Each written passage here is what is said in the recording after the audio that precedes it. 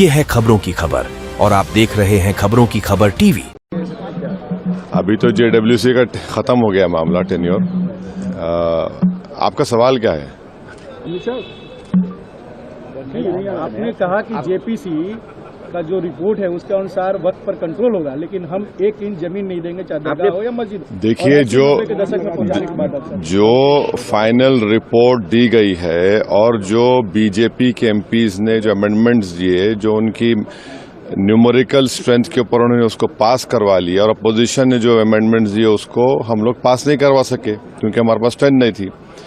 सच्चाई ये है कि पहले तो आप ये जानिए कि वक्फ बोर्ड जो है वो मुसलमानों के उन प्रॉपर्टीज के लिए है जिसको हमारे बुजुर्गों ने दान दिया था, अपनी प्रॉपर्टी को दान दिया अल्लाह के नाम पर। उसमें मेंबर आप बना रहे हैं नॉन मुस्लिम को नंबर 1, और उसमें नॉमिनेट करेंगे। इलेक्शन नहीं होगा अभी स्टेट वक्फ बोर्ड में। आप नॉमिनेट करेंगे तो उसमें मेजॉरिटी नॉन मुस्लिम मेंबर्स भी हो सकते हैं। उसमें सेंट्रल वक्फ काउंसिल में भी ऐसा ही होगा। दूसरी बात यह है कि limitation act Hindu endowment board पर, सिख के गुरुद्वारा के ऊपर, क्रिश्चियंस पर अप्लाई नहीं होता, तो वक्फ बोर्ड पर क्यों लिमिटेशन एक्ट अप्लाई करने जा रही है सरकार? तीसरा यह है कि कलेक्टर या उसके अबाव ऑफिसर्स को कोई पावर ही नहीं है, आप उनको पावर देकर एग्जीक्यूटिव कंट्रोल करना चाह रहे हैं। चौथी बात यह है कि वक्फ बाय यूजर, जो वक्फ बाय यूजर है जिसको बाबरी मस्जिद राम मंदिर में सुप्रीम कोर्ट ने अपहेल्ड किया, उसके पैराग्राफ्स लिखे उसके बारे में, उस जजमेंट के मुताबिक राम मंदिर बन गई, और उस जजमेंट में जो वक्फ बाय यूजर के बारे में सुप्रीम कोर्ट ने कहा है, सरकार उसके बरक्स, उसके ऑपोजिट काम कर रही है। ऐसे कई अमेंडमेंट जो सरकार पेश की और फिर इस जेडब्ल्यूसी में उसको बीजेपी के और उनके अलाइज ने पास किया, उससे वक्फ बोर्ड खत्म होकर रह जाएगा। ऑन पैरिटी, जब हिंदू एंडोमेंट बोर्ड्स में नॉन हिंदू नहीं बन सकता तो नॉन मुस्लिम कैसे बनेगा? यहां पर सिर्फ गुरुद्वारा प्रबंधक कमेटी में सिख ही बन सकता है। आप यहां पर क्यों बनाना चाह रहे? और एंक्रोचर्स को आप रिवॉर्ड कर रहे हैं लिमिटेशन एक्ट अप्लाई करके। ट्राइब्यूनल में आप क्या करने जा रहे हैं? तो ये तमाम चीजें, उससे एक ही मकसद है कि जितनी वक्फ प्रॉपर्टीज है सरकार उसको छीनना चाह रही है, जिसमें मस्जिद भी है, दरगाह भी है, खानखा भी है, कब्रिस्तान भी है। अब ये एक अमेंडमेंट जो इन्होंने अपनी स्ट्रेंथ पर पास करवा लिया, इस फाइनल रिपोर्ट में आप देखिए क्या कहते हैं। वक्फ बाय यूजर में अगर वो डिस्प्यूटेड प्रॉपर्टी होगी या गवर्नमेंट प्रॉपर्टी होगी तो वक्फ बाय यूजर नहीं होगा। मैं आपको एक एग्जांपल दे रहा हूं, सच्चर कमेटी जाकर पढ़िए, जिसमें सच्चर कमेटी ने कहा कि दिल्ली में 123 ऐसे प्रॉपर्टीज है जो सरकार के कब्जे में है। ने कहा वक्फ प्रॉपर्टी है सरकार के कब्जे में, उसकी 2008 में लागत 3000 करोड़ बताई गई। पार्लियामेंट के सामने की मस्जिद को गवर्नमेंट बोलती गवर्नमेंट की है, सामने है ना पार्लियामेंट सामने की, वहां के इमाम साहब एमपी हैं, उसका कोर्ट में केस चल रहा है, तो सरकार बोली हमारी प्रॉपर्टी हो गई। कैसे होगा बताइए आप? ये ऐसे कई एग्जाम्पल्स दे रहे हैं।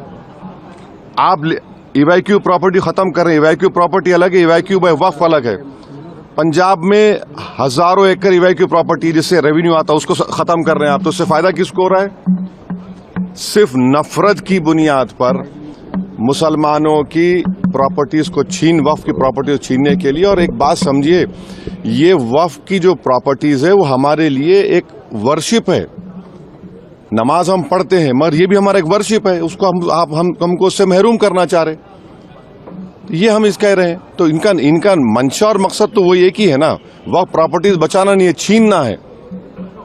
सर वो कह रहे हैं कि मुसलमानों का भड़का रहे हैं और आप जगदम्बिका पाल जी ने कहा है कि जो चर्चा हुई उसमें आपने हिस्सा लिया, सभी लोगों ने हिस्सा लिया। तो क्या चर्चा? अरे चर्चा, इतना गलत काम जगदम्बिका पाल ने किया चेयरमैन, वो उनमें इतना पार्लियामेंट्री उनको रूल्स मालूम होना चाहिए। अगर मेरी रिपोर्ट दी गई थी उसके 9 पेजेस को और मुख्तलिफ 8 से 10 पैराग्राफ्स को उन्होंने ब्लैक कर दिया। और रूल पोजीशन ये है, हमने स्पीकर साहब को लेटर भी लिखा, अगर आप किसी मेंबर के डाइसेंट रिपोर्ट को अगर आप उसको इंक्लूड नहीं कर रहे तो आप इन्फॉर्म करना चाहिए, मुझे बताना चाहिए। अब मिसाल के तौर पर ड्राफ्ट रिपोर्ट में पढ़िए, आप लिखा गया कि वो रेकमेंड कर रहे हैं रिपोर्ट में कि ट्राइबल लैंड को वक्फ डिक्लेयर करना नहीं चाहिए। लीगली एक मुसलमान ट्राइबल हो सकता है, और इस पार्लियामेंट में 10 मर्तबा के एमपी एक मुस्लिम ट्राइबल थे, सईद साहब लक्षद्वीप के। आप उनसे कहेंगे वक्फ मत करो, इसका असर क्या होगा लक्षद्वीप में? कितने ट्राइबल मुसलमान हैं? आप हम लिख के दिए कि ये लीगली रॉन्ग पोजीशन है आपका, आपने उसको ब्लैकआउट कर दिया। कई चीजें हम जो लिखी फैक्चुअल जो है उसको उसने ब्लैकआउट कर दिया, और इन्फॉर्म तक नहीं किया हमको। ऐसे कई अपोजिशन मेंबर्स की रिपोर्ट को ब्लैकआउट कर दिया उन्होंने।